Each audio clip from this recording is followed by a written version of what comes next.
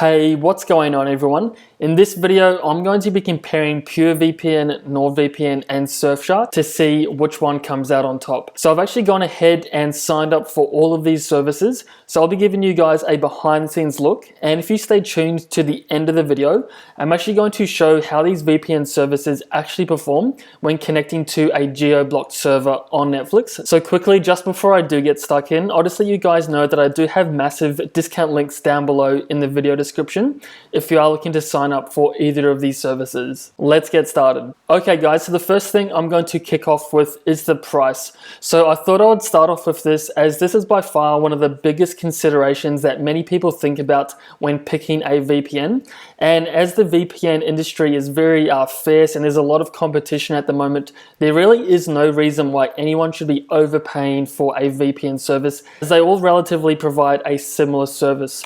So as for PureVPN, Nord, and Surfshark, Surfshark definitely does come out on top in this category, as their price is only $1.77 per month, and this is based on a 27-month plan, and this comes to a grand total of only $47. So when you compare this to NordVPN and PureVPN, this is around half the price for a very comparable service.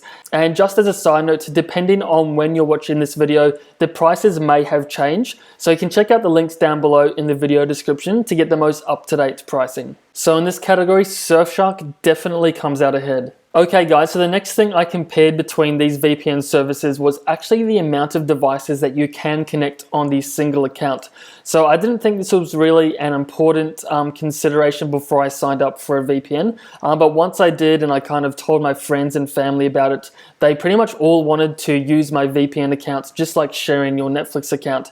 And with PureVPN, Nord, and Surfshark, Surfshark again does come out in this category, which is really surprising, as they are actually the cheapest option of these three. And as you can see, Surfshark does have an unlimited amount of devices that you can connect, followed by NordVPN and then PureVPN. And just as a side note, for all of these services, you can actually stream simultaneously across all of the devices that you do have connected to the single account as well. And as far as the compatibility is concerned, I've used all of these VPN services for Windows, Mac, iPhones, Android devices, Apple TVs, and the list pretty much does go on. So in this category, Surfshark also does come out ahead. So the next thing I looked into with PureVPN, Nord, and Surfshark was actually the amount of servers and the countries that you can connect to on their service. So this is actually a very important consideration, especially for those that are looking to stream geo-blocked content such as Netflix, Amazon Prime, HBO Go, Disney+. So in this category, NordVPN definitely does come out on top, as they do have 5,200 servers in 59 countries. And if you look at PureVPN, they do have quite substantially a lesser amount of servers. However, on the flip side of the coin, they actually do have 140 countries to choose from. And right down the bottom, we do have Surfshark with 1,000 plus servers in 61 countries. And I think their price definitely does reflect the amount of servers that they do have on offer.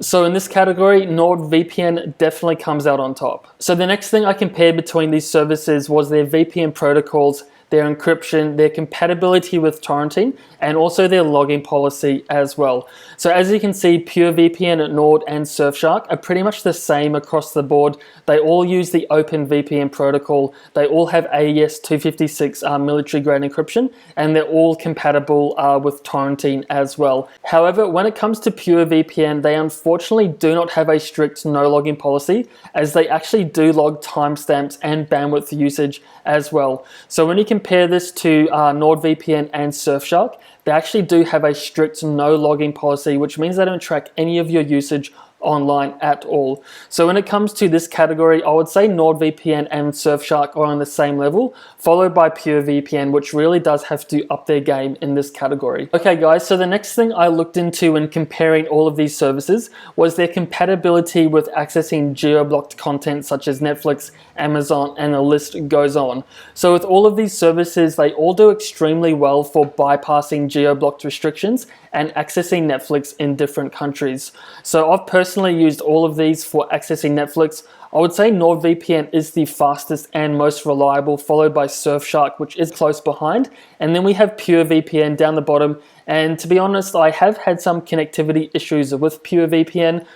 It's not very frequent, but every now and again, I do get the error message saying I cannot connect to a server. However, I was able to fix this just by disconnecting and then reconnecting, and this seemed to fix the issue almost every time. So the next thing I'm going to do is actually jump over to my Netflix account, and I'm going to show you guys a behind the scenes look of how these services actually perform when connecting to geo-blocked content. So I'm just going to go ahead and do that now. Okay guys, so I'm over here on my Netflix account, and the first thing I'm going to do is just show you guys a quick before comparison. So once I do connect to the VPN services, you can actually see that they are actually 100% working.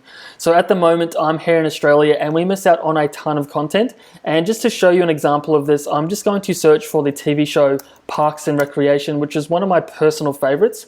So as you can see, this is nowhere to be seen. However, I can easily fix this by connecting to a VPN. So the first one I'm going to connect to on my list is Surfshark VPN. So I've already gone ahead and logged into my account, and this is the desktop app once you do open it up. So I'm just going to go ahead and search for the United States, as this will allow me to watch this TV show. So all I have to do is search and then connect, and this will just take a couple of moments to connect me to the fastest server in America. So once this is highlighted in green, this just notifies me that my entire laptop is now connected. So this means I can access any browser and watch Netflix with no issues whatsoever. So to get onto the American version of Netflix, all I have to do now is just go back to my Netflix homepage, refresh the browser, and this will then put me onto the US version. So now I can go ahead and search for Parks and Recreation.